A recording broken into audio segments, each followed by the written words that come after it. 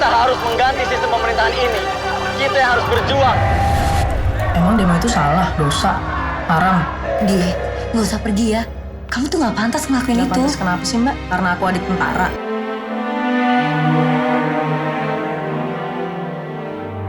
Peristiwa Mei 98 berhasil diangkat Lukman Sardi ke dalam sebuah film dengan judul Di Balik 98. Setelah kurang lebih menjalani observasi yang cukup lama dan syuting semenjak akhir November 2014, film yang mengangkat kisah reformasi mahasiswa di tahun 98 akan segera hadir sebagai sebuah tontonan yang mengasihkan.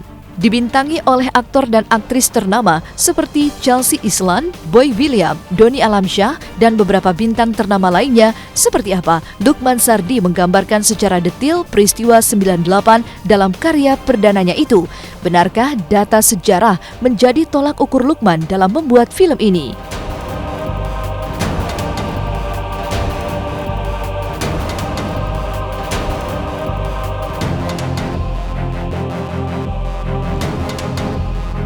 Film tentang drama keluarga, kemanusiaan, percintaan dengan latar belakang Mei 98. Tapi tentunya juga ada hal-hal dari latar belakang Mei 98 itu harus kita buat untuk memperkuat ceritanya itu sendiri di karakter-karakter yang fiksi yang ada.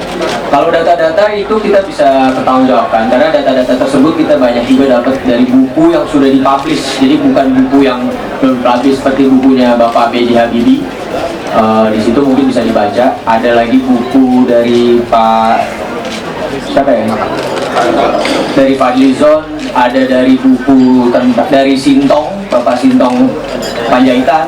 Semua ada datanya. Tapi memang kembali lagi kan kita sebagai film harus menginterpretasi kan. Harus ada interpretasi dari seorang sutradara, dari data yang ada kita interpretasikan. Misalnya cuma Pak Harto sama Habibie yang ketemu berdua, itu kita dapetin di bukunya B.J. Habibie.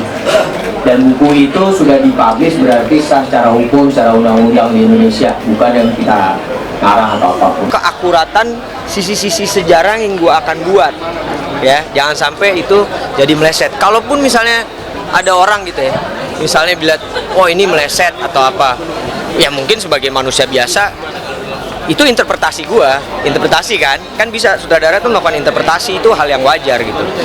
Asal memang ada data-data yang menyebutkan pada saat itu misalnya disambung situasinya lagi rumit. Tentunya kalau lagi rumit kita dalam ruangan sendiri ngapain sih? Gelisah, sedih, itu interpretasi, ya kan? Dan itu sah-sah aja dalam film. Mungkin ya Lukman mungkin menampilkannya secara halus kali ya. Sebenarnya ada banyak kejadian yang diperhalus sama Lukman gitu. Yang kejadian di kota gitu, hancur-hancuran, bakar-bakaran gitu.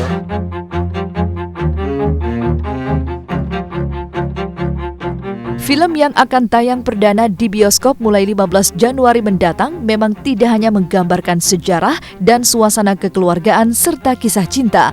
Pasalnya, dalam film besutan MNC Picture ini jelas terlihat akan kentalnya sikap keterbukaan dan kuatnya kisah yang tersaji dalam setiap adegannya. Namun benarkah sebagai sutradara, Lukman Sardi belum puas dengan film perdananya itu?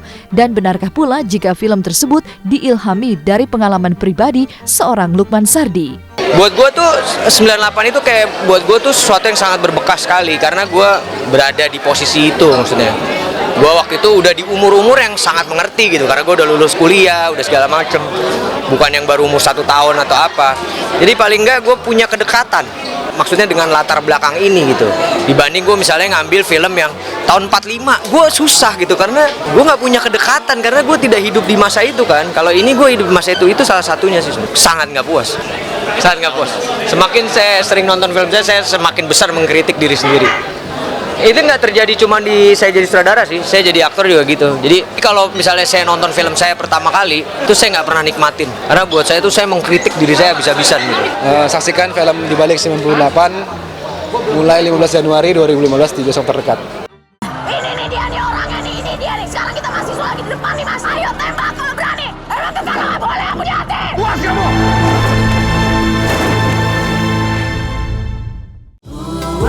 30 menit sudah kami menemani Anda hari ini dan jangan lupa saksikan terus Seleb On Cam setiap hari Senin sampai dengan Kamis mulai pukul 12.30 waktu Indonesia Barat hanya di Global TV. Saya Olivia Fendri pamit undur diri. Terima kasih dan selamat melanjutkan kembali aktivitas Anda. Semua mampu naik. Pemerintahan ini sudah sakit. Kita harus mengganti sistem pemerintahan ini. Kita yang harus berjuang. Emang demo itu salah, dosa, haram. Dia, nggak usah pergi ya. Ini dia nih, sekarang kita mahasiswa lagi di depan nih mas. Ayo tembak kalau berani. Emang tetangga nggak boleh, aku di hati. Puas kamu!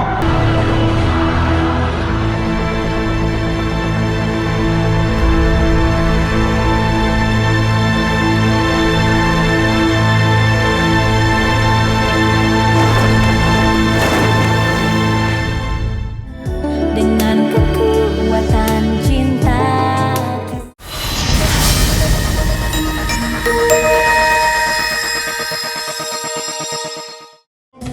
Dan tidak hanya semata-mata menawarkan ibadah bagi Ayu Dewi dan keluarganya, Mekah juga menawarkan berbagai macam wisata religi.